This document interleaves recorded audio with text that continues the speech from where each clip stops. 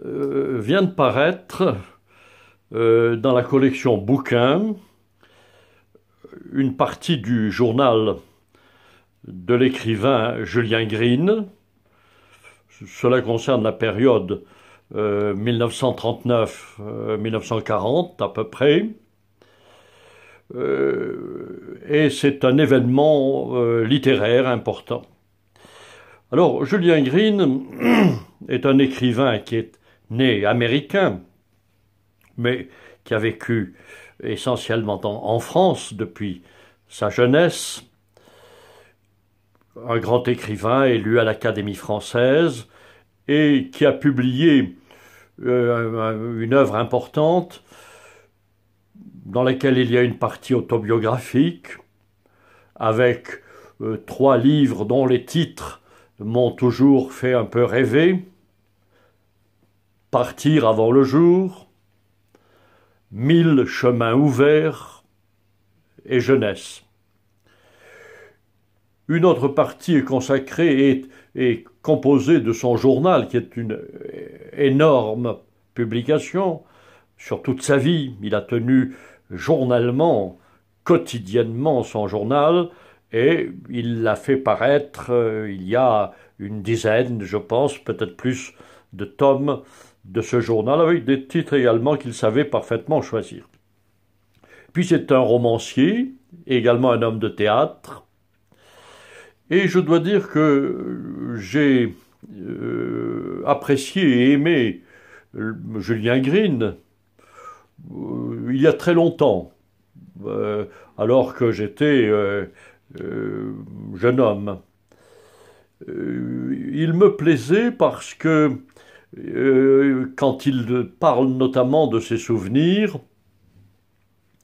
il a un style absolument remarquable et il évoque des sentiments qui étaient proches des miens, et notamment ses déambulations dans le Paris de son époque, ces promenades sans but, errant et rêvant sur les quais de la Seine, dans les rues de Paris. Ça m'a évidemment plu. Et je dois dire aussi que je savais que Julien Green était homosexuel, et j'y recherchais en quelque sorte une analyse de cette situation qui aurait pu m'aider d'une certaine manière.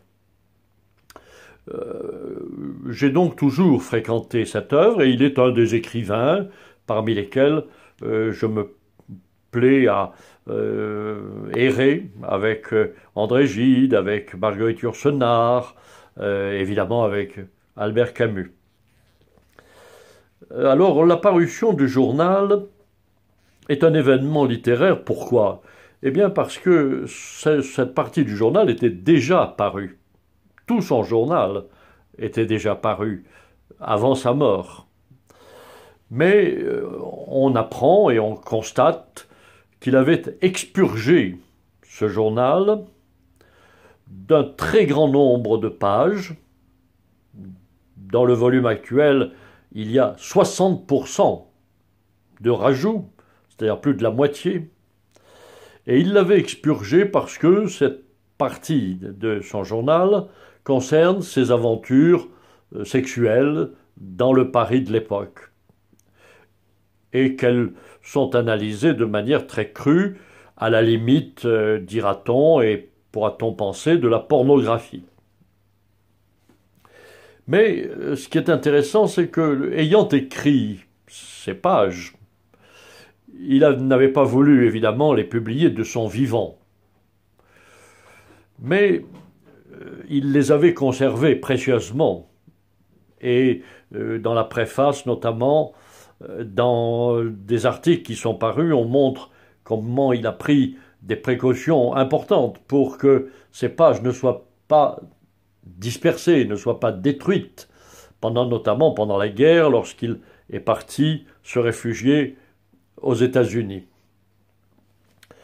Il n'avait rien dit de précis sur la publication ou non de ces pages, mais il y a une formule dans son journal qui montre que, dans le fond, il souhaitait la publication Et puisqu'il dit, il ne faudrait pas que je confie ces pages à un ami, car les amis, quelquefois pour vous protéger, euh, euh, évitent de publier ce genre de choses, alors qu'un ennemi se précipitera pour les faire connaître.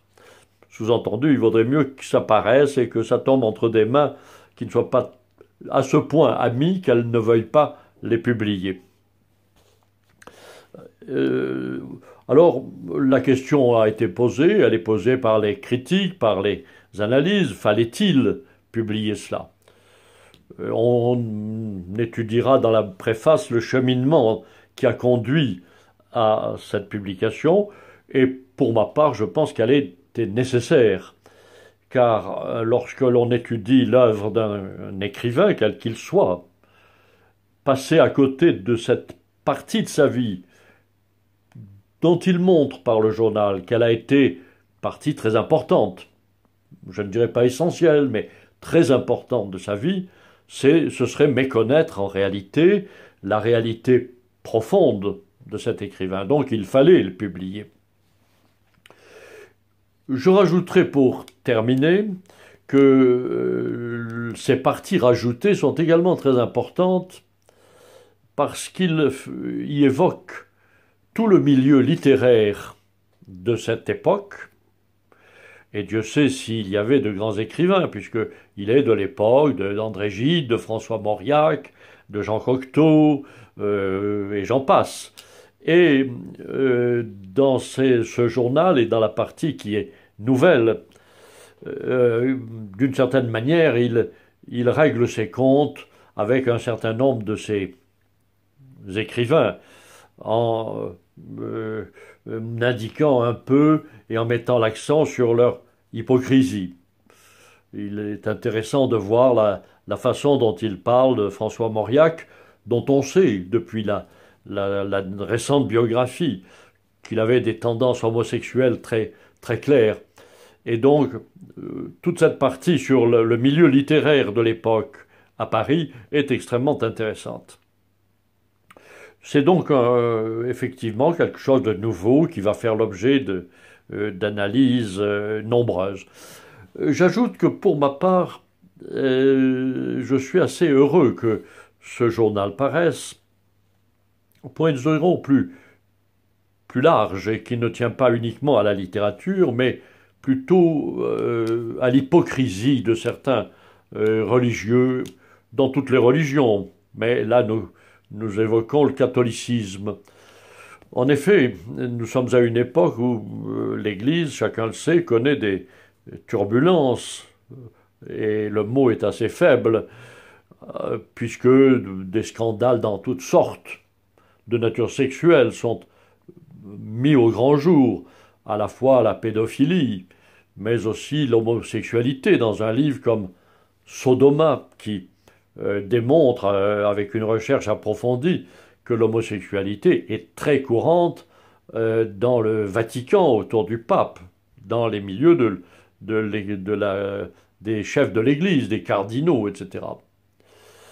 Or, c'est cette Église, ce sont ces cardinaux, ce sont ces prêtres qui sont le plus hostiles en apparence et dans le discours à l'homosexualité, qui lèvent des batailles contre le mariage gay. Eh bien, Julien Green est un peu le prototype de cela. C'était, à l'époque, le grand écrivain catholique, reçu au Vatican, considéré comme véritablement un très grand écrivain catholique, porteur de la foi. Et quand on voit maintenant l'arrière-cuisine et le journal dans sa crudité absolue, on voit qu'il y a là une hypocrisie majeure, et cela est extrêmement intéressant parce que cela montre que derrière des postures, il y a la réalité, et que la réalité, il faut s'y faire, elle est comme cela, c'est la nature humaine, et que tous les discours théologiques et moralisateurs n'y feront rien. Donc c'est également intéressant à travers cette leçon que donne ce journal de Julien Green, dont je conseille la lecture aux fervents catholiques. Merci.